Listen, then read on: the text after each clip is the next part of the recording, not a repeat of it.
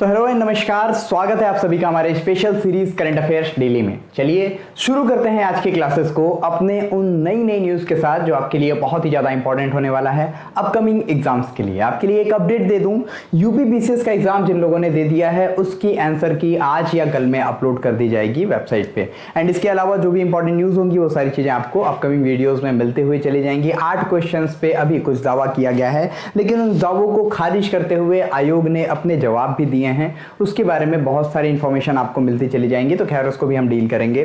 चलिए शुरू करते हैं आज के क्वेश्चंस को। हम पहले क्वेश्चन से आखिरी क्वेश्चन तक जाएंगे, जितना इंपॉर्टेंट होगा उन सारी चीजों को हम लोग यहाँ पे डील करने वाले हैं। तो चलिए पहला क्वेश्चन आपके सामने स्क्रीन पे आ गया, जिसमें पूछा गया है हाल ही में भारत सरकार के द्वारा लॉन्च की गई अग्निपथ योजना, अग्निपथ स्कीम है, ये किस क्षेत्र से संबंधित है? आप सभी को पता है ये संबंधित है हमारे भारतीय सेना से, और भारतीय सेना में 4 साल तक वर्क करने के लिए, 4 साल तक काम करने के लिए जो नए युवा होंगे, यानी कि 17.5 से 21 साल आयु वर्ग के जितने भी युवा होंगे उनके लिए एक स्पेशल स्कीम लेकर के आई है इंडियन गवर्नमेंट। इससे क्या होगा, इससे बहुत ज़्यादा इंपॉर्टेंट चीज़ें ये हो जाएंगी कि जो भी नए युवा होंगे उनको 4 साल आर्मी में काम करने का मौका मिलेगा, और उसमें से 1/3 यानी कि 46,000 का तो पूरा स्ट्रेंथ रखा गया अभी प्रेजेंट टाइम में, फ्यूचर में इसको और बढ़ाया जाएगा। इसके 1/3 जो भी लोग होंगे, इसके जितने भी मेंबर्स होंगे, यानी कि जितने भी सिपाही होंगे, उन 1/3 मेंबर्स को आगे इंडियन नेवी या फिर एयरफोर्स या फिर आप बोल सकते हैं कि इंडियन आर्मी में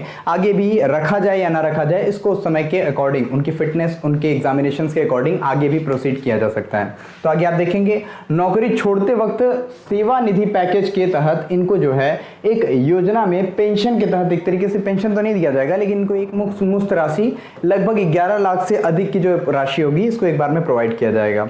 और इनको पर मंथ क्या सैलरी दी जाएगी, तो ध्यान रखिए 30,000 प्लस की इनकी पर मंथ की सैलरी होने वाली है, और इसको भी पर ईयर के अकॉर्डिंग धीरे धीरे बढ़ाते भी चले जाएंगे। इसको आप यहाँ पे देख सकते हैं इस इमेज में, जैसे कि एंट्री कर देता है, टाइम क्या है, फर्स्ट ईयर में 30,000 क्या है, ये पहले साल की सैलरी होगी, और फिर उसके बाद से सेकेंड ईयर में जितने भी वर्किंग होगी इनकी उसके लिए 33,000, इसके बाद आगे जाकर के 36,500, देन 40,000 तक ये पूरा चलता जाएगा। एनुअल पैकेज भी यहाँ पे बता दिया गया है, पूरा टोटल एनुअल पैकेज कितना होगा इन लोगों का, कितना ये लोग पर मंथ या फिर पर ईयर किस तरीके से कमाते चले जाएंगे। एंड जब इनकी रिटायरमेंट होगी उस समय 11.71 लाख रुपीज इनको मिलेंगे हैंड टू हैंड, जिससे कि क्या ये आगे अपने किसी बिजनेस को प्रोसीड कर सकते हैं, एंड इसी के साथ आगे की चीजें बढ़ा सकते हैं। जैसे कि हम ये बोल सकते हैं कि किसी को लोन मिलने की कोई भी तरह की प्रॉब्लम्स नहीं यहाँ पे क्रिएट होने वाली है। ठीक है, चलिए स्टार्ट करते हैं अपने अगले क्वेश्चंस की तरफ। ये सारी चीजें आप लोगों ने देख लिया, और जितनी इंपॉर्टेंट स्कीम है, तो जितने भी 17.5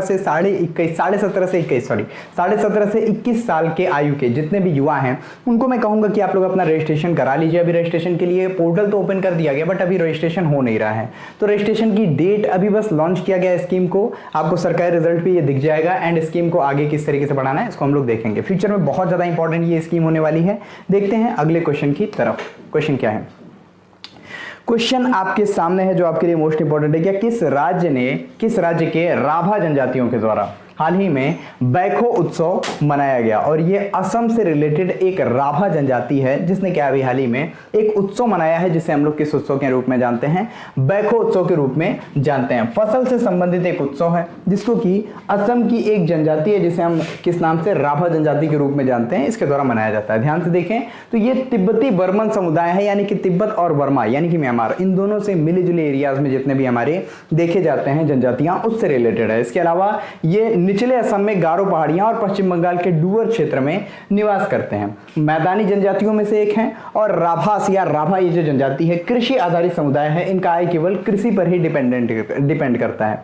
बैखो त्योहार की बात की जाए तो ये उनका एक सांस्कृतिक उत्सव है, सांस्कृतिक महोत्सव है, जिसमें वो फसल के लिए अपने कुछ एक्टिविटीज करते हैं, जिससे जो है अपनी खुशी को ये जाहिर करते हैं। ठीक है, आगे बात करें बैको महोत्सव में क्या होता है, तो यह असम में राभा जनजातियों के द्वारा हर साल मनाया जाता है बैको उत्सव के रूप में, एंड शुभ फसल के मौसम में लाने और इसे प्रचुर मात्रा में फसलों और लोगों के अच्छे स्वास्थ्य की कामना के लिए मनाया जाता है। तो ये सारी चीजें आप लोग ध्यान में रखेंगे जो आपके लिए इंपॉर्टेंट है। आइए डील करते हैं हम कुछ और इंपॉर्टेंट चीजों को, जैसे कि आप लोग असम को यहाँ पे देख रहे होंगे मैप में, जिसको कि पूर्वोत्तर का प्रवेश द्वार के रूप में भी जाना जाता है। आपसे क्वेश्चन पूछता है क्या, पूर्वोत्तर का प्रवेश द्वार किसे कहा जाता है, यानी कि किस राज्य को कहा जाता है, ये है हमारा असम। उसके अलावा आप ध्यान रखेंगे असम की कैपिटल क्या है, दिसपुर है। इसके अलावा आप ध्यान रखेंगे अभी हाल ही में इनके यहाँ पे दोबारा से चीफ मिनिस्टर कौन चुने गए, मतलब अभी हाल ही में कौन चीफ मिनिस्टर प्रेजेंट टाइम में है, ये कौन है, ये हमारे हिमंता बिस्वा शर्मा, हिमंता बिस्वा शर्मा। और इसके अलावा याद रखते रहेंगे इनके राज्यपाल, प्रेजेंट टाइम में राज्यपाल ऑफ असम कौन है,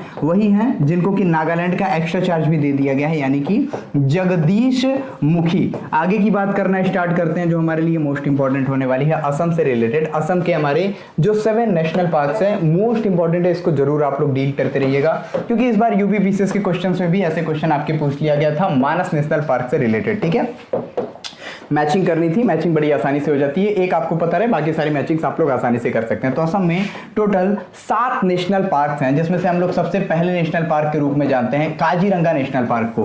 काजीरंगा नेशनल पार्क जो है ये पॉपुलर है किस लिए, एक सिंगी गैंडे के लिए, एक सिंग वाले गैंडे के लिए। अभी हाल ही में सैटेलाइट फोन की सुविधा प्रदान करने वाला इकलौता भारत का जो नेशनल पार्क है, इसे हम लोग काजीरंगा नेशनल पार्क के रूप में जानते हैं। भारत का पहला नेशनल पार्क कौन सा है ये आप बताएंगे। इसके अलावा हम देखते हैं अगला नेशनल पार्क जिसे हम मानस नेशनल पार्क के रूप में जानते हैं। इसके बाद आ जाता है आपका नामेरी नेशनल पार्क। इसके बाद आता है कौन सा, ओरंग नेशनल पार्क। ये सभी नेशनल पार्क कहाँ से रिलेटेड हैं, ये सारे नेशनल पार्क रिलेटेड है हमारे असम से।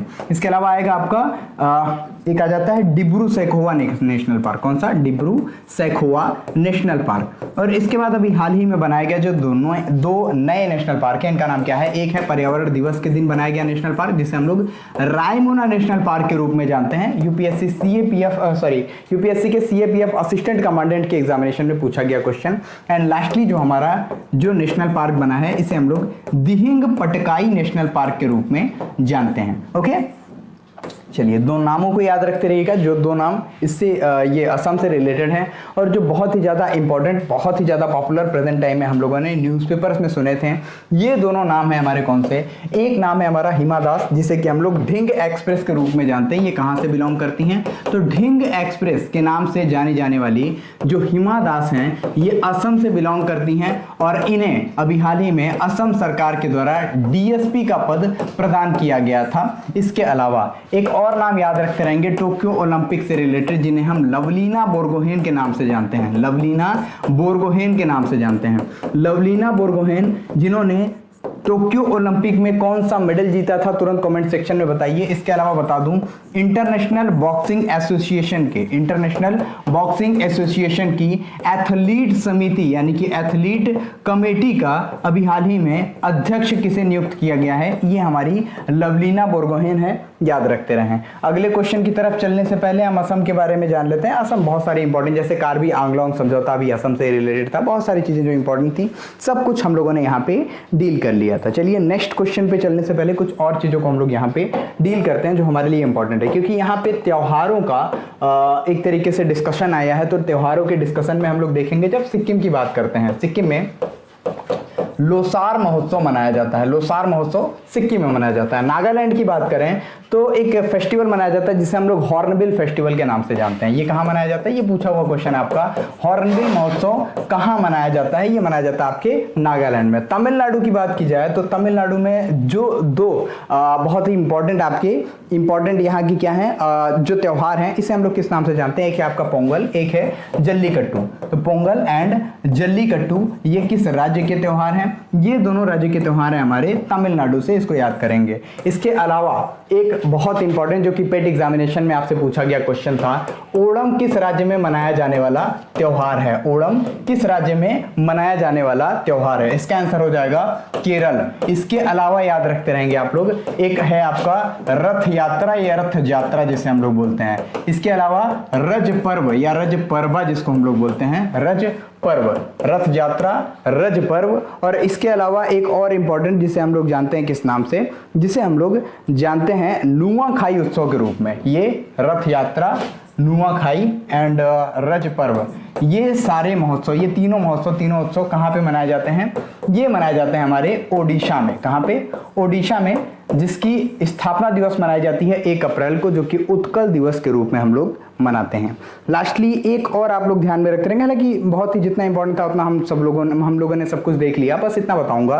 वेस्ट बंगाल में यानी पश्चिम बंगाल में कलकत्ता की दुर्गा पूजा को यूनेस्को की अमूर्त धरोहर की सूची में हाल ही में शामिल किया गया है, जो कि बहुत ज्यादा न्यूज़पेपर में था, तो इसको आप लोग ध्यान में रखते रहेंगे। नेक्स्ट क्वेश्चन की तरफ हम मूव करते हैं। ओके, क्वेश्चन आपके सामने है और थोड़ा सा और देख लेंगे आप लोग। नॉर्थ ईस्ट के मैप में आप लोग देखते हैं तो असम की लोकेशन, असम के बाद मेघालय, फिर त्रिपुरा एंड मिजोरम, ये आपको पूरी तरीके से दिखाई देता है। फिर अरुणाचल प्रदेश, नागालैंड एंड मणिपुर को भी हम लोग पूरा देख लेते हैं। नेक्स्ट क्वेश्चन आपके सामने, किस राज्य में हाल ही में एक असामान्य टाइटेनोसॉरिड डायनासोर के अंडे की खोज की गई है? देखिए टाइटेनोसॉरिड तो आपको इंग्लिश में टाइटेनोसॉरिड ही मिलेगा, असामान्य का मतलब होता है अनयूजुअल, ठीक है। तो अभी हाल ही में अनयूजुअल टाइटेनोसॉरिड, जिसको हम टाइटेनोसॉरिड बोलते हैं, डायनासोर अंडे की खोज हाल ही में की गई है मध्य प्रदेश में।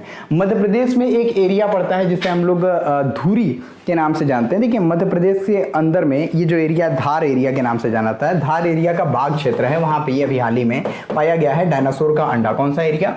यह है धार एरिया। धार एरिया के भी अंदर एक जो पोर्शन पड़ता है धार के अंदर जो एरिया है इसे हम लोग बाघ क्षेत्र बोलते हैं। बाघ क्षेत्र के पटगिला क्षेत्र एक है। बाघ क्षेत्र पे ऐसे याद रखते रहेंगे तो आपसे क्वेश्चन आपसे जो भी पूछा जाएगा वो याद रहेगा, क्योंकि ऐसे स्टेटमेंट अक्सर बना दिए जाते हैं। तो बाघ क्षेत्र में पाया गया मध्य प्रदेश के, जहां पे क्या है हम लोग डायनासोर, कैसा डायनासोर? ये आपका असामान्य टाइटेनोसॉरिड डायनासोर के अंडे की खोज हाल ही में की गई है, जिसका इंपॉर्टेंट आप लोग जो पॉइंट थे ये सारी चीजें मैंने लिख करके आपको प्रोवाइड कर दिया है, इसको आप लोग देख सकते हैं। मैगजीन्स वगैरह में भी आपको यही सारी चीजें मिलेंगी, तो इसको आप लोग ध्यान से पढ़ते रहें। देखिए असामान्य टाइटेनोसॉरिड डायनासोर का अंडा जो है मध्य प्रदेश के धार जिले के बाघ इलाके में प्राप्त हुआ अभी हाल ही में। और ये समझने में सहायक हो सकता है कि क्या डायनासोर का प्रजनन जैव विज्ञान जैसे कि कछुओं, छिपकलियों, मगरमच्छ और पक्षियों जैसा था, या उनके करीबी हैं या फिर नहीं है, ये सारी चीजें इससे पता चल रहा है। एंड भारत को जो है लंबे समय से डायनासोर के जो जीवाश्म हैं, इनके जो फॉसिल्स हैं, इसके लिए माना जाता है। इसके अलावा बाघ शहर के नजदीक पडलिया गांव के पास टाइटेनोसाइड सरोपिड प्रजाति के डायनासोर के घोंसलों का भी पता लगाया है, और इसी में लगभग 10 अंडे पाए गए थे, जिसके बारे में पूरी यहाँ पे क्या है जो आर्कियोलॉजिस्ट वगैरह थे और जो साइंटिस्ट वगैरह थे, इन लोगों ने इन सारी चीजों की पूरी तरीके से खोज की थी। ठीक है, आगे और चीजों को हम लोग देख लेते हैं जो इसके लिए इंपॉर्टेंट है। जैसे कि हम लोग मध्य प्रदेश को डील कर रहे हैं तो मध्य प्रदेश का मैप आपके लिए मोस्ट इंपॉर्टेंट हो जाता है। चलिए मध्य प्रदेश के मैप में हम लोग कुछ चीजों को जान लेते हैं। धार जिला आपका यहाँ कहीं पड़ जाएगा, इसको हम लोग यहाँ पे देखते रहेंगे। इसके अलावा हम लोग बात करेंगे किसकी? भोपाल है इसकी कैपिटल, और प्रेजेंट टाइम में शिवराज सिंह चौहान यहाँ के चीफ मिनिस्टर है। राज्यपाल के रूप में मंगू भाई छगन भाई पटेल हाल ही में यहाँ पे बने हुए। ठीक है, और भोपाल के पास ही आपका थोड़ी दूर पे कौन सा एरिया पड़ जाएगा? एक एरिया जिसे हम लोग किस नाम से जानते हैं? इसे हम लोग जानते हैं रायसेन के नाम से। रायसेन के पास आपका पड़ेगा भीमबेटका। और भीमबेटका की बात करें तो भीमबेटका में अभी हाल ही में दुनिया का सबसे पुराना जीवाश्म पाया गया था, और इस जीवाश्म का नाम क्या था? ये था आपका डिकेन्सोनिया। नाम याद रखेंगे, क्या है? डिकेन्सोनिया। और इसके अलावा मोस्ट इंपॉर्टेंट क्वेश्चंस आपके लिए मध्य प्रदेश से उठ करके आएंगे, जैसे कि कुनो नेशनल पार्क के बारे में हम लोग आगे अभी पढ़ेंगे। बहुत सारे हमारे क्वेश्चन है, उसको हम लोग यहाँ पे डील करेंगे मध्य प्रदेश से रिलेटेड। ठीक है, कुछ और क्वेश्चन के बारे में हम लोग यहाँ पे देख लेते हैं, जैसे कि और सारे ऑप्शन तो खैर असम हम लोगों ने पढ़ लिया, गुजरात की बात हम लोग आगे करेंगे, और भोपाल तो खैर शहर के रूप में ही आता है, इसको तो खैर ऐसे ही ऑप्शन में रख दिया गया था। ठीक है, नेक्स्ट क्वेश्चन पे हम लोग मूव करते हैं जो हमारे लिए मोस्ट इंपॉर्टेंट होने वाला है। एक ध्यान रखेंगे, बिना पनकी ऑयल की जो मतलब एक सप्लाई थी, जो ऑयल पाइपलाइन की बात जो की गई, सॉरी गैस पाइपलाइन की जो बात की गई थी, इसको आप लोग बताएंगे ये कहाँ से कहाँ तक जाती है, मतलब किन दो राज्यों के बीच में ये गैस पाइपलाइन का निर्माण करती है, इसको आप लोग बताएंगे। ठीक है, केन बेतवा नदी लिंक परियोजना जो भारत की पहली नदी जोड़ो परियोजना है, ये आपके मध्य प्रदेश से ही संबंधित है। नेक्स्ट क्वेश्चन आपके सामने है। क्वेश्चन क्या है? हाल ही में यूरोपियन पार्लियामेंट ने किस वर्ष तक किस वर्ष तक नई पेट्रोल डीजल कारों की बिक्री पर प्रतिबंध लगाने के लिए हाल ही में मतदान किया है? तो देखिए अभी हाल ही में यूरोपियन यूनियन, देखिए यूरोपियन यूनियन क्या है? यूरोपियन यूनियन का यूरोपियन पार्लियामेंट होता है, और यूरोपियन पार्लियामेंट में कई सारे मेंबर्स होते हैं, इनके अपने एक पार्लियामेंट के मेंबर होते हैं, चेयरपर्सन होते हैं, बहुत सारे मतलब इनके जितने भी देश हैं टोटल यूरोपियन यूनियन के, इन सारे देशों को मिला करके क्या होता है यहाँ पे वोटिंग वगैरह होती है। और इसी में एक वोटिंग अभी हाल ही में की गई जिसमें कहा गया कि 2035 तक यानी 2035 तक हम लोग पेट्रोल और डीजल की पूरी कारों को पूरी तरह से बैन कर देंगे। इसकी जगह ले लेंगे इलेक्ट्रिक कारें, या फिर सोलर पावर पर चलने वाली कारें, हाइड्रोजन आधारित चलने वाली कारें, एथेनॉल आधारित चलने चलने वाली कारें, ये सारी कारें इसकी जगह ले लेंगे। हालांकि इलेक्ट्रिक कारों पे इन लोगों ने ज़्यादा से ज़्यादा फोकस किया है, ठीक है। किस लिए? ताकि यहाँ पे जितने भी इन्वायरमेंटल चेंजेस आ रहे हैं या क्लाइमेटल चेंजेस आ रहे हैं उसको रिड्यूस किया जा सके। इसके अलावा हम लोग और इंपॉर्टेंट चीज़ों की बात करें तो यूरोपियन यूनियन, जिसकी स्थापना होती है 19 मार्च 1958 में, अभी हम लोग आगे देख भी लेंगे इसको, और स्ट्रासबर्ग फ्रांस में जो है इसकी कैपिटल हो जाएगी, ठीक है। यहाँ हम लोग देख सकते हैं यूरोपियन संसद में अभी हाल ही में ये डीजल और पेट्रोल कारों की बिक्री पर रोक लगाने के लिए ये अभी हाल ही में जो स्टार्ट किया गया हमारा, जिस पे वोटिंग हुई, इसके बारे में यहाँ पे बात की गई है। और मतदान एक संशोधन पर आयोजित किया गया था जिसने 2035 के बाद नए वाहनों के कुछ ऑटो उत्सर्जन की अनुमति दी होगी, जिससे संसद सदस्यों ने खारिज कर दिया था। इन्होंने कहा था पूरी तरीके से बैन, मतलब पूरी तरीके से बैन। इसी के बीच में ब्रिटेन की हम लोग बात करेंगे। जो ब्रिटेन इस यूरोपियन यूनियन से अलग हो गया, जिसको कि हम लोग ब्रेक्जिट के नाम से जानते हैं, इसके अलग होने के बाद यूरोपियन यूनियन में टोटल जो सदस्य हैं इनकी संख्या रह गई 27। तो इन 27 कंट्रीज पे ही ये अप्लाई होगा। ब्रिटेन की बात करें तो ब्रिटेन ने 2030 तक ही डीजल और पेट्रोल कारों को पूरी तरीके से बैन करने की घोषणा कर दी थी। इसके अलावा हम बात कर लेते हैं जो कार्बन डाइऑक्साइड उत्सर्जन में 100% की कटौती करने की जो इन्होंने घोषणा की थी, आवश्यकता जाहिर की थी, उसी के रूप में आगे चलते हुए इन्होंने ये सारी चीजें की थी, ठीक है। बात कर लेते हैं यूरोपियन संसद के मुख्यालय की, तो यह है आपका स्ट्रासबर्ग फ्रांस में, और इसकी स्थापना कब हुई थी? 19 मार्च 1958 यानी 1958 में हुई थी, ठीक है। चलिए कुछ और चीजें आप लोग ध्यान में रखेंगे, जैसे इन सारी चीजों से होगा क्या, तो इन सारी चीजों से जो ओपेक कंट्रीज हैं, oil producing and exporting countries जिसको हम लोग बोलते हैं, OPEC, ओपेक कंट्रीज जिसे हम लोग बोलते हैं, ओपेक कंट्रीज पे डिपेंडेंसी इनकी घटेगी। जैसे कि भारत की डिपेंडेंसी कहीं हद तक धीरे धीरे घटती हुई दिखाई दे रही है। ओपेक कंट्रीज के बारे में हम लोग बात कर लेते हैं। 1960 यानी 1960 में इसकी स्थापना हुई थी, और इसके हेडक्वार्टर की बात की जाए तो ये कहाँ पे है? इसका हेडक्वार्टर हो जाता है आपका वियना में। वियना कहाँ पे है? ये है आपके ऑस्ट्रिया में। ये आप ध्यान में रखते रहेंगे, ऑस्ट्रिया, वियना, ये ध्यान में रखेंगे। कुछ और चीजें आपके लिए इंपॉर्टेंट, जैसे कि हम लोग एक और ऑर्गेनाइजेशन की बात कर लेंगे, नाटो की, ठीक है। नाटो की बात हम क्यों कर रहे हैं? क्योंकि यूरोपियन यूनियन और नाटो से कई लोग अक्सर कंफ्यूज हो जाते हैं। यूरोप का ही ये भी ग्रुप है और नाटो के बारे में हम लोग अक्सर पढ़ते रहते हैं, तो इसको हम लोग ध्यान रखेंगे। नाटो जो है 4 अप्रैल 1949 यानी 1949 को इसकी स्थापना हुई थी। हेडक्वार्टर की बात करें तो हेडक्वार्टर कहाँ पे इसका? बेल्जियम के ब्रुसेल्स में इसकी हेडक्वार्टर है। बेल्जियम के ब्रुसेल्स में इसकी हेडक्वार्टर है। इसको आप याद रखते रहेंगे और इसको आप नोट भी कर लेंगे। आपको स्क्रीनशॉट भी मैं प्रोवाइड करा दूंगा, जो आपको मिल जाएंगे आपके टेलीग्राम चैनल पे, ठीक है। क्वेश्चंस की बात करें तो क्वेश्चंस में ये आपका 2030, जिसको कि ब्रिटेन ने अपना लक्ष्य रखा था पेट्रोल डीजल कारों को बैन करने के लिए। 2070 भारत ने रखा है नेट जीरो करने के लिए, नेट जीरो एमिशन करने के लिए। भारत ने COP26 में घोषणा की थी, नरेंद्र मोदी ने घोषणा की थी, तो इसको आप लोग याद में रखते रहेंगे, ठीक है।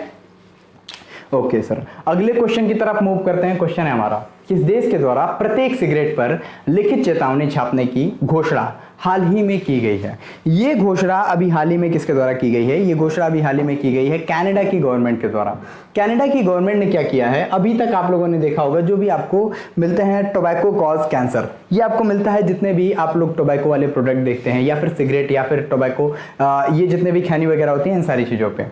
लेकिन इसकी बात की जाए कनाडा की, तो ये दुनिया का पहला ऐसा देश बनने जा रहा है जहाँ एक एक सिगरेट पे भी स्वास्थ्य संबंधी चेतावनी लिखी होगी। जितने सिगरेट्स आप लोग पैकेट में से निकालेंगे उस पे भी ये सारी चीजें लिखी होंगी। इससे पहले देश में तंबाकू उत्पादों की पैकिंग पर चेतावनी के रूप में एक ग्राफिक चित्र लगाने की नीति को लागू किया गया था। 2 दशक के पहले इस नीति को जब अपनाया गया था तो इसको पूरी दुनिया ने लगभग अडॉप्ट कर लिया था।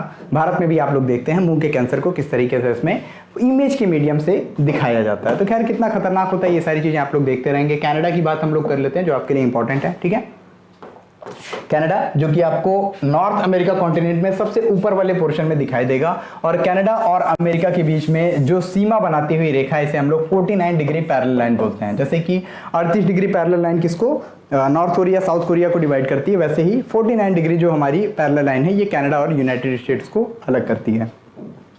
इसके अलावा जो रिवर इनको अलग करती है इसका नाम क्या है? Saint Lawrence river. Saint Lawrence river जो कि यूएसए और कनाडा के बीच में सीमा का निर्माण करती है। इसके अलावा 5 जो ग्रेट लेक्स हैं जिसको हम लोग कई बार पढ़ते हैं, कई बार ध्यान में रख लेते हैं, इसको ध्यान रखते रहेंगे। Lake superior, lake Michigan, lake Ontario, lake eri and lake, फिर उसके बाद आ जाता है आपका कौन सा, ये सारी चीजें, लेक ह्यूरन आ जाता है आपका, लेक ह्यूरन, ठीक है। तो इन 5 लेक्स को आप लोग याद रखते रहेंगे जो आपके लिए मोस्ट इंपॉर्टेंट है, जिसमें से जो आपका लेक मिशिगन आ जाता है ये पूरी तरीके से, लेक मिशिगन क्या है, ये पूरी तरीके से आ जाता है आपके अमेरिका के पोर्शन में, ठीक है। ये 5 लेक्स क्या करती हैं, ये डिवाइड करती हैं अमेरिका और कनाडा को। ओके, चलिए नेक्स्ट क्वेश्चन पे जाने से पहले आपको कुछ चीजें यहाँ पे मैं रिकॉल करा देना चाहता हूं जिन चीज़ों को आप लोगों ने याद रखा था। जैसे कि अभी कल ही मैंने आपको पढ़ाया था कि थाईलैंड ने गांजे की खेती को पूरी तरीके से क्या किया था, लीगल कर दिया है गांजे की खेती को, लेकिन इसके औषधीय यूज के लिए इसको लीगल किया है। सिर्फ औषधि के लिए इसको यूज किया जा सकता है। इसके अलावा अगर कोई यूज करता है गांजे का तो उसके ऊपर 3 महीने की कैद और $170 के उसके ऊपर जुर्माना वगैरह की बात भी की गई थी। ठीक है, इसके अलावा जब हम उरुग्वे और कनाडा की बात करते हैं तो उरुग्वे और कनाडा इन दोनों ने पूरी तरीके से गांजे को लीगल किया हुआ है। यानी आपको पीना है गांजा या फिर किसी भी तरीके से सेल करना, कुछ भी करना है, इसको पूरी तरीके से लीगल कर दिया गया है कनाडा और किसके द्वारा, उरुग्वे के द्वारा। वेनेजुएला की बात की जाए तो पेट्रोलियम सबसे ज़्यादा यहीं पर पाया जाता है, लेकिन अमेरिकन सैंक्शंस की वजह से बहुत अच्छे तरीके से ये एक्सपोर्ट नहीं कर पाते हैं। एंड वेनेजुएला ने हाल ही में आर्थिक तंगी से उबरने के लिए 10 लाख का नोट जारी किया था, जो दुनिया में सबसे बड़ा अभी तक जारी किया गया नोट था। तो 10 लाख का नोट जारी करने वाला सबसे पहला जो देश है ये आपका वेनेजुएला हो जाएगा। जैसे कि जब हम बात करते हैं यूएई की, यूनाइटेड अरब ऑफ एमिरेट्स की, तो दुनिया का पहला पेपरलेस गवर्नमेंट, पेपरलेस जो सरकार है ये कहाँ की हो गई है, ये हमारी यूएई यानी कि यूनाइटेड अरब ऑफ एमिरेट्स हो जाती है, ध्यान रखेंगे। इसके अलावा ताइवान की जब हम बात करते हैं, कुछ और देशों की बात हम कर लेंगे। ताइवान की जब हम बात करते हैं तो समलैंगिक विवाहों को मान्यता देने वाला, समलैंगिक विवाहों को मान्यता देने वाला जो पहला देश है ये हो जाएगा हमारा ताइवान। इसको याद रखते रहेंगे। ठीक है, नेक्स्ट क्वेश्चन की तरफ हम मूव करते हैं। ठीक है, नेक्स्ट क्वेश्चन की तरफ हम मूव करते हैं। ये सारी चीज़ें आप लोग देख लेंगे, कौन सा देश किस चीज़ में आगे है, और इसके अलावा और सारे क्वेश्चंस को हम लोग यहाँ पे देख लेंगे। ये सारी चीज़ें आपको पीडीएफ के मीडियम से प्रोवाइड कर दी जाएंगी। टेलीग्राम चैनल जरूर ज्वाइन करें हमारा। नेक्स्ट है, दक्षिण अफ्रीका से अगस्त 2022 में भारत के किस राज्य में चीतों का पुनर्वास किया जाएगा। तो देखिए चीतों को लेकर के आया जाना है अभी 8 और 10 जो है प्रतिवर्ष लगभग 20 चीतों को लेकर के आया जाएगा साउथ अफ्रीका से कुनो नेशनल पार्क जो कि मध्य प्रदेश का है। और इसी के क्रम को आगे बढ़ाते हुए मध्य प्रदेश में अभी हाल ही में पहला जो कंसाइनमेंट आएगा, यानी कि पहला जो एक तरीके से खेप भेजी जाएगी चीतों की, और चीतों को डोनेट कर रहे हैं साउथ अफ्रीका वाले, जिसके लिए भारत और साउथ अफ्रीका के बीच काफ़ी सारी बातचीत हुई थी। और इसके बाद इसको जो है 2010 से आई हुई नीति को अब जाकर के एग्जीक्यूट किया जा रहा है। तो इसके बारे में हम लोग कुछ चीज़ों को जान लेते हैं। जैसे कि चीता की बात की जाए तो 1971 के बाद जो चीते की प्रजाति थी वो भारत में पूरी तरीके से विलुप्त मानी जाती थी। और इसके अलावा बात करें तो मध्य प्रदेश का एक कुनो नेशनल पार्क है, इसको भारत की पहली अंतरदेश बड़ी बिल्ली मतलब बिग कैट्स बोलते हैं, बिग कैट्स की यानी कि जो बड़ी कैट्स होते हैं जिसमें लॉयन आ जाता है, आपका टाइगर आ जाता है, फिर लियोपार्ड आ जाता है, पुमा आ जाता है, उसके बाद आपका स्नो लियोपार्ड आ जाते हैं, ये सारे जो आएंगे आपके पैंथर आ जाएगा, ये सारी चीजें बिग कैट्स में आते हैं। इनके पुनर्वास की परियोजना के तहत इसके हिस्से के रूप में अफ्रीकी चीते को जो है लाया जाएगा इंडिया में। और राज्य के वन विभाग के एक वरिष्ठ अधिकारी ने क्या है गुरुवार को बताया था कि मध्य प्रदेश के सरकार के द्वारा केंद्रीय पर्यावरण, वन और जलवायु परिवर्तन मंत्रालय से पुष्टि मिल गई है और इसके लिए अब इनको जो है लेकर के आया जाएगा। कितने, इसमें 5 लगभग नर चीतों को और 3 मादा चीतों को डोनेट किया जाएगा साउथ अफ्रीकन गवर्नमेंट के द्वारा इंडिया को, और इंडिया यहाँ पे ला करके इनको जो है परल पोषण का काम पूरा करेगा। ठीक है, बात कर लेते हैं हम लोग साउथ अफ्रीका कॉन्टिनेंट की। साउथ अफ्रीका की पहले बात कर लेते हैं। साउथ अफ्रीका जिसकी कि 3 कैपिटल्स हैं, इन 3 कैपिटल्स को आप लोग याद रखते रहेंगे। साउथ अफ्रीका की एक कैपिटल है जिसे हम लोग केप टाउन के रूप में जानते हैं। देखिए दुनिया में इकलौता ऐसा देश जिसकी 3 कैपिटल्स हैं, इसे हम लोग साउथ अफ्रीका के रूप में ही जानते हैं। इसके अलावा प्रिटोरिया ये जो है, सॉरी ऐसे लिख देते हैं, प्रिटोरिया जो है ये इसकी दूसरी कैपिटल हो जाएगी। और इसके अलावा जो इसकी तीसरी कैपिटल है, इसका ध्यान रखेंगे, तीसरी कैपिटल का नाम इसका क्या हो जाएगा, तीसरी कैपिटल है ब्लोमफोंटेन। क्या नाम है, ब्लोमफोंटेन, यहां लिख देता हूं, कौन सा, ब्लोमफोंटेन जो है ये इसकी तीसरी कैपिटल है। इसको आप लोग और सही से देख लीजिएगा, और ज्यादा इंपॉर्टेंट, ब्लोमफोंटेन जो है 3 कैपिटल्स वाला इकलौता जो देश है, ये देश हमारा कौन सा है, साउथ अफ्रीका है। इसके अलावा जब हम बात करेंगे 3 कैपिटल्स इंडिया में किस राज्य की है, तो आंध्र प्रदेश की 3 कैपिटल वाली बिल लाया तो गया था, लेकिन हाल ही में इसको खारिज कर दिया गया और आंध्र प्रदेश की एक ही कैपिटल कर दी गई आंध्र प्रदेश। इसके अलावा जो विशाखापट्टनम और कुर्नूल थी, इन दोनों को हटा दिया गया कैपिटल्स के लाइन से, और उसके बाद एक ही कैपिटल बना दी गई अमरावती। ठीक है, चलिए कुछ और चीज़ों के बारे में हम लोग डील कर लेते हैं जो हमारे लिए इंपॉर्टेंट है। जैसे कि इंपॉर्टेंट है आपका अफ्रीका का मैप। अफ्रीका की मैप की बात की जाए तो अफ्रीका को अंध महाद्वीप के रूप में भी जाना जाता है, यानी कि अंधा महाद्वीप, ब्लैक कॉन्टिनेंट के रूप में भी जाना जाता है। ये इकलौता ऐसा महाद्वीप है जहां से कर्क रेखा, भूमध्य रेखा और मकर रेखा यानी कि Tropic of Cancer, equator and Tropic of Capricorn, ये तीनों रेखाएं जो हैं गुजरती हैं। इसके अलावा आप याद रखेंगे एक रिवर जिसे हम लोग किस रिवर के रूप में जानते हैं, एक कांगो रिवर है, इसको हम लोग ऐसे याद रखेंगे। कांगो रिवर जो है ये भूमध्य रेखा को 2 बार काटती है, 2 जगह पे काटती है। इसके अलावा आपका एक लिम्पोपो रिवर है जो कि 2 बार मकर रेखा को काटती है। भूमध्य रेखा को कौन सी काटती है, कांगो रिवर, और मकर रेखा को कौन सी काटती है, लिम्पोपो रिवर। और इसके अलावा एक माही रिवर है जो कि इंडिया के मध्य प्रदेश में पड़ती है, जो कि कर्क रेखा को 2 बार काटती है। ये माही रिवर इंडिया से रिलेटेड है, इसके बारे में आप जानते रहेंगे, मध्य प्रदेश से संबंधित है। और ये कर्क रेखा ही है जो भारत को 2 भागों में डिवाइड करती है। ऐसे क्वेश्चन आपके यूपी पीसीएस में भी पूछे गए थे, तो इसको आप लोग अपकमिंग एग्जाम्स के लिए याद करके चलिए। बोलते हैं ना, पिछला जो भी कुछ हो गया उससे सीख करके आगे चलना है, तो पिछले जो भी सारी चीजें हो गई उन सारी चीजों को छोड़ करके आपको आगे बढ़ना है और सारी चीजों को ध्यान में रख लेना है, ठीक है। तो यहाँ पे हम लोग कुछ चीजों को डील करेंगे पहले, जैसे कि बात करते हैं हम ओडिशा की। तो जीएसटी संग्रह के मामले में, फर्स्ट नंबर पे जो हमारा राज्य आया था ये हमारा ओडिशा था। बात कर लेते हैं कर्नाटक की। तो कर्नाटक भी अभी हाल ही में बहुत सारी चीजों में आगे रहा था, लेकिन कर्नाटका की एक जो बहुत ज्यादा मोस्ट इंपॉर्टेंट थी, ये आयुष्मान भारत योजना के कार्यान्वयन से संबंधित था। कौन सा, आयुष्मान भारत योजना के कार्यान्वयन में फर्स्ट नंबर पे जो राज्य आया था, कार्यान्वयन में जो फर्स्ट नंबर पे राज्य आया था ये कर्नाटका था। राजस्थान की बात की जाए तो ये हमारा एनर्जी कंजर्वेशन के मामले में, यानी कि ऊर्जा संरक्षण के मामले में, एनर्जी कंजर्वेशन के मामले में जो फर्स्ट राज्य आया था हमारा, ये हमारा राजस्थान ही था। इसके अलावा कुछ और चीजें ध्यान रखेंगे, जैसे कि गुजरात की बात कर लें। गुजरात किस चीज में आगे था, 25 दिसंबर को हमारा मनाया जाता है गुड गवर्नेंस डे, और इस गुड गवर्नेंस डे के दिन गुड गवर्नेंस इंडेक्स निकाला जाता है, यानी कि सुशासन सूचकांक निकाला जाता है, जिसमें फर्स्ट नंबर पे हमारा गुजरात आ गया था। इसके अलावा कुछ और इंपॉर्टेंट, जैसे कि गोवा की बात कर लेते हैं हम लोग। गोवा भारत का सबसे छोटा राज्य है। जल जीवन मिशन के तहत हर घर जल प्रदान करने वाला ये जो पहला राज्य है ये हमारा गोवा ही है। इसके अलावा कुछ और राज्यों की बात की जाए तो हरियाणा की बात की जाए, हरियाणा जो कि सोलर पंप लगाने वाला है, किस मिशन के तहत, सोलर पंप जो आपका लगता है, ठीक है, सोलर पंप लगाने वाला, सर्वाधिक सोलर पंप लगाने वाले जो राज्य है ये हरियाणा हो जाएगा। इसके अलावा याद रखेंगे कुछ और राज्यों की, जैसे कि आपको याद होगा किसके बारे में, छत्तीसगढ़ के बारे में, मनरेगा के तहत। छत्तीसगढ़ क्या है, छत्तीसगढ़ ये जो है मनरेगा के तहत सर्वाधिक रोजगार प्रदान करने वाला जो राज्य है ये कौन सा हो जाएगा आपका, छत्तीसगढ़ हो जाएगा। कोयला उत्पादन में फर्स्ट नंबर पे आने वाला जो राज्य है ये भी छत्तीसगढ़ हो जाएगा। इसके अलावा कुछ राज्यों को हम ध्यान रखेंगे, जैसे कि उत्तर प्रदेश की बात कर लेते हैं, जो कि सब्जियों के उत्पादन के मामले में वेस्ट बंगाल को पीछे छोड़ करके फर्स्ट नंबर पे आ गया है। इसके अलावा महाराष्ट्र की बात कर लेते हैं, महाराष्ट्र जो कि उत्तर प्रदेश को पीछे छोड़ते हुए चीनी के उत्पादन में फर्स्ट नंबर पे आ गया है। इसके अलावा बात कर लेते हैं हम आंध्र प्रदेश की, आंध्र प्रदेश जो कि अभी हाल ही में फलों के उत्पादन में फर्स्ट नंबर पे आ गया था। इसके अलावा बात करेंगे हम तमिलनाडु की, तमिलनाडु जो कि मछली उत्पादन और अंगदान के मामले में फर्स्ट नंबर पे हमेशा पाया जाता है। तो इतने सारे जो भी इंपॉर्टेंट आपके राज्यों से रिलेटेड थे जो सारे इंडेक्सेस, उन सारे इंडेक्सेस को आप ध्यान रखेंगे। केरल की बात कर लेते हैं, केरल जो है किस चीज में आगे है, फर्स्ट पे है ये हमारे एसडीजी इंडेक्स पे, यानी सस्टेनेबल डेवलपमेंट गोल के इंडेक्स जो हमारी जारी की जाती है, इसमें सबसे बढ़िया परफॉर्मेंस जो है हमारे केरल का रहा है। इसके अलावा केरल जो है हमारा शिक्षा के मामले में, यानी कि एजुकेशन के मामले में फर्स्ट नंबर पे है, बल्कि प्राथमिक शिक्षा की जब हम बात करेंगे, प्राइमरी एजुकेशन, तो इसमें फर्स्ट नंबर पे हमारा वेस्ट बंगाल हो जाएगा। इन सारी चीज़ों को थोड़ा ध्यान रखेंगे, आप लोग पढ़ते रहेंगे तो बहुत सारी चीज़ें आपको बड़ी ही आसानी से याद हो जाएंगी।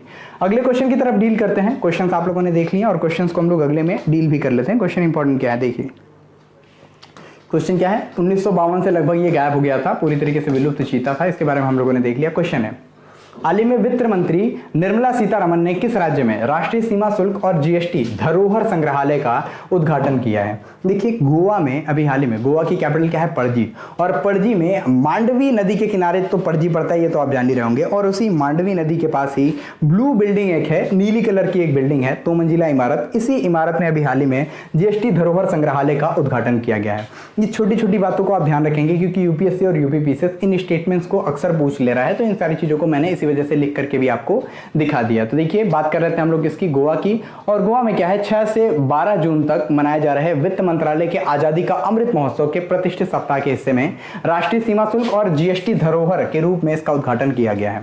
ये 2 मंजिला ब्लू बिल्डिंग, जिससे पहले गोवा के पुर्तगाली शासन की अवधि के दौरान अल्फांडेगा के नाम से जाना जाता था, 400 से अधिक वर्षों से पणजी में मांडवी नदी के पास में खड़ी थी, और इसको जो है चेंज करके क्या बना दिया गया, हमारा जीएसटी परिषद से संबंधित इसको बना दिया गया। और इंपॉर्टेंट डिटेल्स आपके सामने है, जो है एक तरह का एक म्यूजियम है, एक संग्रहालय है, जो कि भारतीय सीमा शुल्क के द्वारा जो भी जब्त की गई कलाकृतियां हैं उन सारी चीजों को इसमें प्रोवाइड करेगा। 8 दीर्घाएं हैं, इन सारी चीजों को आप लोग ध्यान में रखेंगे।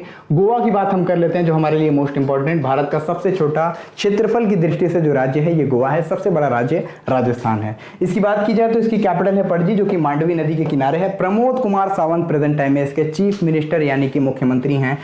एस श्रीधरन पिल्लई यहाँ के राज्यपाल हैं। ये सारी चीजें आपको मैं अक्सर बताता हूँ, तो इन सारी चीजों को तो आप लोगों ने देख ही लिया। गोवा को हम लोग मैप से डील कर लेते हैं। यहाँ पे कुछ आएगा आपका गोवा, जिसकी कैपिटल्स के बारे में सारी चीजें हम लोगों ने देख लिया, ठीक है। अब कुछ और चीजें हम लोग यहाँ पे गोवा से रिलेटेड डील कर लेते हैं, जैसे कि भारत का पहला अल्कोहल म्यूजियम जो खोला गया था, ये कहाँ पे खोला गया था, ये हमारे गोवा में ही ओपन किया गया था। और बात करें भारत का पहला रैबिज मुक्त गांव, भारत का पहला जो रैबिज मुक्त राज्य की बात की जाए तो ये भारत का पहला रैबिज मुक्त जो राज्य है ये हो जाएगा गोवा। रैबिज से मुक्ति के लिए इसको पूरी तरीके से ऑथेंटिकेट कर दिया गया। इसके अलावा अभी हाल ही में जल जीवन मिशन के तहत हर घर जल पहुंचाने वाला जो पहला राज्य है ये भी हमारा गोवा ही है। इसके बारे में मैंने अभी आपको बताया था, इसको आप लोग रिलेट करेंगे, ठीक है। इसके अलावा कुछ और इंपॉर्टेंट की बात कर लेते हैं, जैसे कि हम बात करेंगे जीएसटी की, क्योंकि बात यहाँ पे जीएसटी की ही आई है, तो जीएसटी को हम लोग यहाँ पूरा पहले डील कर लेते हैं। तो जीएसटी इसको ध्यान रखेंगे। कौन सा अमेंडमेंट हुआ था सर? 101वां अमेंडमेंट जो हुआ था, 101वां संविधान संशोधन, इसके तहत क्या किया गया था, जीएसटी को लेकर के आया गया था। इसके अलावा जीएसटी कब लागू किया गया था? 1 जुलाई 2017 को जीएसटी लागू किया गया था। इसके अलावा सबसे पहले किस राज्य ने जीएसटी को लागू किया था? असम ने सबसे पहले जीएसटी को लागू किया था। सबसे लास्ट में किसने जीएसटी को लागू किया था? तो ये जम्मू एंड कश्मीर राज्य था जिसने सबसे लास्ट में जीएसटी को मान्यता दी थी। इसके अलावा कितने तरह की जीएसटी होती हैं? तो हमारी 4 तरह की जीएसटी होती हैं। एक होता है सेंट्रल जीएसटी, एक होता है हमारा स्टेट जीएसटी जो स्टेट गवर्नमेंट लगाती है। इसके अलावा हमारा होता है जिसे हम लोग आईजीएसटी बोलते हैं, इंटीग्रेटेड जीएसटी। और इसके अलावा हमारी कौन सी होती है कि यूनियन टेरिटरीज पे लगने वाली जो जीएसटी है इसे हम लोग यूटी जीएसटी बोलते हैं। इन 4 तरह की हम लोग जीएसटी को देखते हैं। स्लाइड्स की बात करें तो कौन कौन सी स्लाइड्स होती हैं? कुछ स्लाइड्स होती हैं जिनमें 0% टैक्स लगती हैं कुछ चीज़ों पे, जैसे खाद्य सामग्री, गेहूं, चावल, एग्रीकल्चर प्रोडक्ट, इस पे 0% जीएसटी लगती है। इसके अलावा आता है हमारा 5% जीएसटी, इसके अलावा आता है हमारा 12% जीएसटी, इसके अलावा आता है हमारा 18% जीएसटी, और एक आ जाता है हमारा हाईएस्ट जीएसटी जिसे हम लोग 28% की जीएसटी के रूप में जानते हैं। ये टोटल आपको 4 स्लाइड्स मिलेंगी, 5वां वाला तो 0% है, लेकिन 4 स्लाइड्स में हम लोग अक्सर इसको देख लेते हैं, जो हमारे लिए जीएसटी की पूरी स्लाइड्स को आपके सामने रख करके ले करके आता है। कौन सा आर्टिकल ऐड किया गया था 101वें संविधान संशोधन में? आप लोग आंसर कीजिए, मैं भी आंसर कर देता हूं, यही भी बता देता हूं। 101वां जो संशोधन हुआ था इसमें आर्टिकल 279A को इंट्रोड्यूस किया गया था। ये आप लोग याद रख सकते हैं, ये आपके लिए मोस्ट इंपॉर्टेंट हो जाएगा, ठीक है। ठीक है, अगले क्वेश्चन की तरफ हम मूव करने से पहले कुछ और राज्यों के बारे में देख लेते हैं। जैसे कि गोवा के बारे में आप लोगों ने देख लिया, जीएसटी के बारे में जो भी सारी चीजें ओपन होती है ये तो आप लोगों ने देख लिया। अब कुछ और चीजें, जैसे बिल्डिंग्स की बात की गई है, तो कौन कौन सी बिल्डिंग्स अभी हाल ही में बनाई गई थी उन बिल्डिंग्स को हम लोग यहाँ पे डील कर लेते हैं। बहुत सारे क्वेश्चन को हम लोग देखेंगे। जैसे राजस्थान के पाली में, राजस्थान के पाली में क्या है? राजस्थान के पाली में है statue of peace, statue of peace. ये स्टैचू ऑफ पीस क्वेश्चन जो है आपका पूछा हुआ था पेट एग्जामिनेशन में। स्टैचू ऑफ पीस कहां पे है? तो राजस्थान के पाली में है। तेलंगाना की कैपिटल है हैदराबाद, जो कि मूसी नदी के किनारे बसा हुआ है, और इसी हैदराबाद में हाल ही में स्टैचू ऑफ इक्वलिटी की स्थापना की गई थी। स्टैचू ऑफ इक्वलिटी रामानुजाचार्य की प्रतिमा है, जो कि शुद्ध द्वैतवाद के जो प्रवर्तक हैं ये माने जाते थे, उसके फाउंडर माने जाते हैं, ठीक है। ये क्वेश्चन पूछा था यूपीपीसीएस में आपका, ठीक है। नेक्स्ट आ जाता है गुजरात। गुजरात में है केवड़िया। केवड़िया के पास क्या है? केवड़िया में एक पंचमूली झील है है और पंचमुली झील के पास है स्टैचू ऑफ यूनिटी, जो कि वल्लभ भाई पटेल की प्रतिमा है, दुनिया की सबसे ऊंची प्रतिमा। इसके बारे में ध्यान रखते रहेंगे। केवड़िया स्टेशन, रेलवे स्टेशन को अभी क्या बोला जाता है, एकता नगर रेलवे स्टेशन के रूप में हम लोग जानते हैं। इसके अलावा हाल ही में अभी एक statue of unity, sorry statue of equality का अनावरण किया गया था। इक्वालिटी नहीं, स्टैचू ऑफ नॉलेज है ये, स्टैचू ऑफ नॉलेज का अभी हाल ही में अनावरण किया गया था। अंबेडकर जी की 72 फीट ऊंची ये प्रतिमा है, जो कि लातूर में स्थापित की गई थी। लातूर कहां पे है, तो लातूर आपका महाराष्ट्र में पड़ता है। इसको आप याद में रख सकते हैं, जो आपके लिए मोस्ट इंपॉर्टेंट है। तो इतने तरह के जितने भी स्टैच्यूज थे, इन सारी चीजों को हम लोगों ने यहाँ पे डील किया। जितनी इंपॉर्टेंट जो इमारत वगैरह थी, उन सारी चीजों को तो हम लोगों ने देखा ही था। ठीक है, नेक्स्ट क्वेश्चन की तरफ हम मूव करते हैं। क्वेश्चन आपने देख लिया, अगले क्वेश्चन की तरफ हम मूव करते हैं। ठीक है, क्वेश्चन है चो सोन हुई ये किस देश की पहली महिला विदेश मंत्री बनी है। तो चो सुन हुई, ये नाम से ही पता चल रहा है आपको क्या, उत्तरी कोरिया, यानी कोरियन नाम है एक तरह से। उत्तरी कोरिया की अभी पहली महिला विदेश मंत्री के रूप में चुना गया है। ये एक डिप्लोमेट हैं, एक राजनयिक हैं, और एक राजनयिक के रूप में इनको चुना गया है। किम जोंग उन की गवर्नमेंट के द्वारा काफी अनुभवी मानी जा रही हैं। इनके बारे में बहुत सारी चीजें यहाँ पे बताई गई थी, जैसे कि चो सोन हुई को उत्तरी कोरिया के विदेश मंत्री के रूप में नियुक्त किया गया है। पहली बार ऐसा हुआ है जब कोई महिला जो है उत्तर कोरिया के विदेश मंत्री के रूप में चुना गया है। हालांकि ये जगह लेंगी इनके विदेश मंत्री री सोन गॉन की, और किम जोंग उन ने सत्तारूढ़ दल की एक बैठक में चे सुन हुई को विदेश मंत्रालय के नेतृत्व में भी एक तरीके से नियुक्त किया था। बात कर लेते हैं हम लोग किसकी, नॉर्थ कोरिया की। नॉर्थ कोरिया और साउथ कोरिया को डिवाइड करने वाली लाइन, जो अक्सर आपसे पूछा भी जाता है और जिसका आंसर भी सही है, ये 38 डिग्री पैरेलल लाइन। इसकी कैपिटल क्या है, तो प्योंगयांग इसकी जो है कैपिटल है। And North Korea in won जो है, ये इसकी क्या है, करेंसी है। जैसे कि आप लोग देखते हैं साउथ कोरिया की करेंसी क्या है, इसकी साउथ कोरियाई वॉन है, तो वॉन करेंसी है। इसको ध्यान में थोड़ा सा रख सकते हैं, जो आपके लिए इंपॉर्टेंट है। अगले क्वेश्चन की तरफ हम मूव करते हैं। जैसे नॉर्थ कोरिया को एक और चीज ध्यान में रखिएगा, इंटरनेशनल ओलंपिक कमेटी ने हाल ही में इनके ऊपर बैन लगाया था, यानी इनके देश के किसी भी खिलाड़ियों को अलाउ नहीं किया था बीजिंग ओलंपिक में। अब इनको अलाउ क्या करेगा, इन्होंने खुद ही बाइकआउट कर दिया था। इन्होंने खुद ही टोक्यो ओलंपिक में अपने कोई प्लेयर नहीं भेजे थे, एंड बीजिंग ओलंपिक में भी अपने कोई प्लेयर नहीं भेजे थे। तो खैर ये ऐसा क्यों कर रहे हैं पता नहीं, लेकिन पहली बार यहाँ पे भी कोविड का एक मामला अभी हाल ही में पुष्टि की गई थी, तो इसको आप ध्यान में रख सकते हैं। ठीक है, कुछ क्वेश्चंस की बात कर लेते हैं। जैसे यहाँ पे महिला की बात की गई है, तो अभी महिलाओं के नाम में आपको अक्सर बहुत सारे नाम जो हैं हम डेली अक्सर बताते हैं। तो चीन की बात कर लेते हैं। चीन की क्या है, वांग यापिंग का नाम आपने याद रखा होगा। वांग यापिंग कुछ महीनों पहले बहुत चर्चे में थी। ये स्पेस वॉक करने वाली पहली चीनी महिला, यानी कि पहली चीन की जो महिला है स्पेस वॉक करने वाली, स्पेस में इन्होंने चला था। इनको जो है वांग यापिंग के नाम से जाना जाता है। ये चाइना से रिलेटेड है। नाइजीरिया की बात की जाए तो नकोजी अंकोजी WTO की पहली महिला और पहली अश्वेत महिला के रूप में, अध्यक्ष के रूप में चुनी गई हैं WTO के, इसको ध्यान में रखते रहेंगे। ठीक है, इसके अलावा पाकिस्तान की बात की जाए तो पाकिस्तान की पहली महिला चीफ जस्टिस हाल ही में बनाई गई आयशा मलिक। आयशा मलिक जो हैं, ये पाकिस्तान की पहली महिला चीफ जस्टिस के रूप में हाल ही में नियुक्त की गई थी। ये सारे नाम आप याद रखते रहेंगे। इसके अलावा नेपाल की भूमिका श्रेष्ठ को ध्यान रखते रहेंगे, जिनको कि हाल ही में international women courage award provide किया गया था। ये LGBT समुदाय के जो रक्षा के लिए कार्य किया था, इसलिए उनको ये प्रोवाइड किया गया था। कुछ दिन पहले मैंने आपको बताया रबाब फातिमा के बारे में। रबाब फातिमा क्या हैं, ये बांग्लादेश से बिलोंग करती हैं और इनको अभी हाल ही में UNO के अवर महानिदेशक का पद सौंपा गया है। इसके अलावा एक और नाम याद रखते रहेंगे, यूनाइटेड अरब ऑफ एमिरेट्स की कौन सी, नूरा अल मतरोशी। नूरा अल मतरोशी जो हैं, ये UAE की पहली महिला अंतरिक्ष यात्री के रूप में हाल ही में चुनी गई थी। तो ये सारे क्वेश्चंस आपके लिए इंपॉर्टेंट हैं। इन सारे क्वेश्चंस को आप लोग याद रखेंगे, ध्यान रखेंगे, पढ़ते रहेंगे। स्टैटिक जीके में डेली रिवीजन होता है, उन सारे रिवीजन्स को आप लोग देखते रहें। अगले क्वेश्चन की तरफ हम मूव करते हैं। क्वेश्चन क्या है, ओके, क्वेश्चन क्या है, उस क्वेश्चन को हम लोग यहाँ पे देख लेते हैं। क्वेश्चन क्या है हमारे सामने, क्वेश्चन है यहाँ पे, किस देश ने हाल ही में चंद्रमा का नया व्यापक भूगर्भिक मानचित्र जारी किया है। तो अभी हाल ही में चाइना ने क्या है, ये चंद्रमा का एक मैप जारी किया है। व्यापक रूप में इनका क्या है, जियोलॉजिकल जो मैप होता है इसको जारी किया है। इसमें देख सकते हैं चाइनीज में लिखा हुआ है, और चाइना के ये जो चाइना मून है, मून को कई सारे कलर्स में यहाँ डिफाइन किया गया है। और ये माना जा रहा है कि अब तक का सबसे ज्यादा बेहतरीन और सबसे बेहतर तरीके से जो मैप प्रोवाइड किया गया है, ये चाइना के द्वारा जो अभी हाल ही में मैप जो मतलब USA का जो मैप दिया गया था, इसका जैसे कि जियोलॉजिकल मैप में होता क्या है, जैसे अगर पृथ्वी का जियोलॉजिकल मैप हो, कहाँ पे पहाड़ है, पर्वत है, पठार पठार है, यहाँ पे कहाँ पे नदियाँ हैं, कहाँ पे झील है, कहाँ पे महासागर है, उसी तरीके से चंद्रमा का भी जियोलॉजिकल मैप लॉन्च किया गया, जिसमें कि लगभग 14 प्रकार की संरचनाओं को शामिल किया गया था, जिसमें क्या क्या है 12,341 प्रभाव क्रेटर। प्रभाव क्रेटर का मतलब होता है इफेक्ट क्रेटर, यानी कि ऊपर से कोई चीज आया जिसपे चोट लगी सतह पे और फिर उसके बाद से क्या है वहां पे गड्ढा हो गया और तो प्रभाव क्रेटर बन जाता है। 81 प्रकार के प्रभाव बेसिन, वही चीज बेसिन में भी आप लोग अप्लाई कर लीजिएगा, एंड 17 रॉक के प्रकार और 14 प्रकार की जो संरचनाएं हैं, ये सारी चीजें टोटल इसमें शामिल की गई हैं। और ये चंद्रमा का जो भू विज्ञान है उसके विकास के बारे में प्रचुर जानकारी भी प्रोवाइड करती है। चलिए चाइना की बात कर लेते हैं, साइंस एंड टेक की बात है तो साइंस एंड टेक में ये सारी चीजें हम लोग थोड़ी डील कर लेते हैं। चाइना का मैप भी आपके सामने है, जहां पे अभी हाल ही में हमारे बीजिंग ओलंपिक हुए थे और बीजिंग ओलंपिक में फर्स्ट नंबर पे जो देश आया था ये था नॉर्वे। चाइना की पोजीशन क्या थी, ये आपकी तीसरी पोजीशन थी, सेकंड नंबर पे आपका जर्मनी आया था। ठीक है,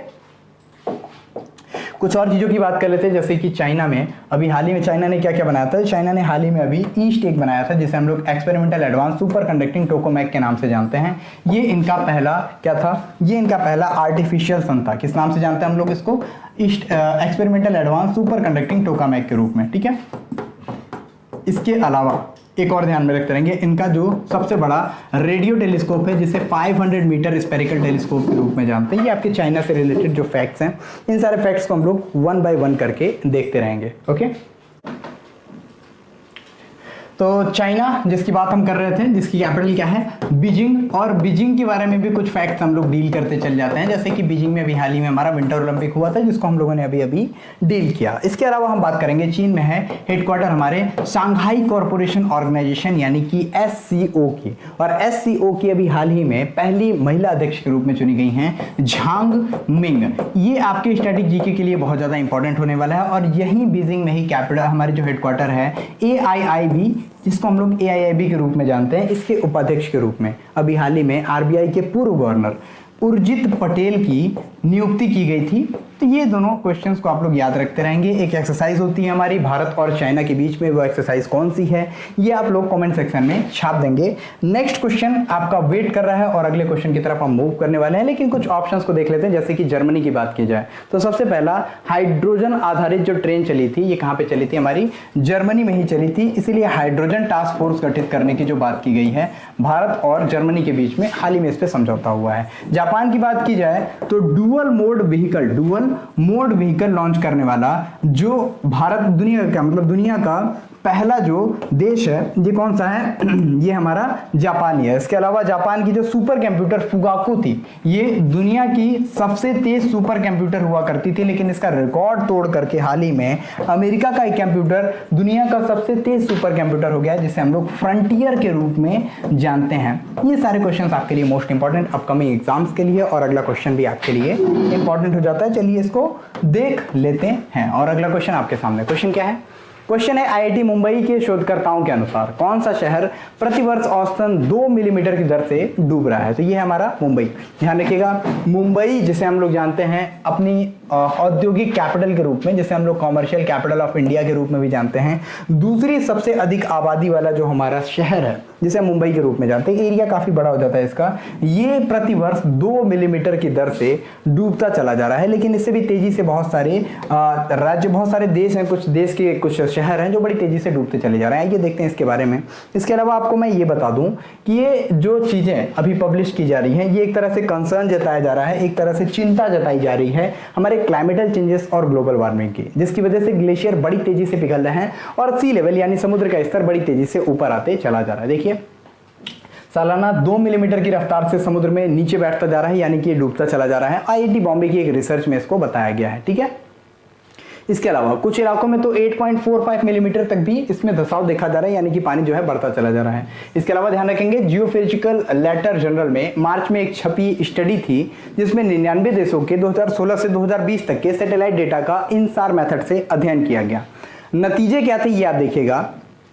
नतीजों में इसमें ये बताया गया कि इसमें जो है चीन का तियानजिन शहर है, कौन सा, ये जो चीन का तियानजिन शहर है, और ये जो सबसे तेजी से डूबने वाले शहरों में फर्स्ट नंबर पे आता है, ये चीन का तियानजिन शहर है। इसके अलावा आ जाएगा आपका धंसने की रफ्तार क्या, 5.2 सेंटीमीटर एक साल में ये धंसता चला जा रहा है। तियानजिन के अलावा इंडोनेशिया में सेमारंग जो कि 3.96 सेंटीमीटर पर ईयर, जकार्ता जो कि 3.44 सेंटीमीटर पर ईयर, और चीन में शंघाई है जिसके बारे में हम लोग अभी बात कर रहे थे, 2.94 सेंटीमीटर पर ईयर, और इसके अलावा वियतनाम में हो ची मिन्ह नाम का एक एरिया है जो कि 2.81 सेंटीमीटर एंड हनोई 2.44 सेंटीमीटर की सालाना दर से बड़ी तेजी से डूब रहे हैं।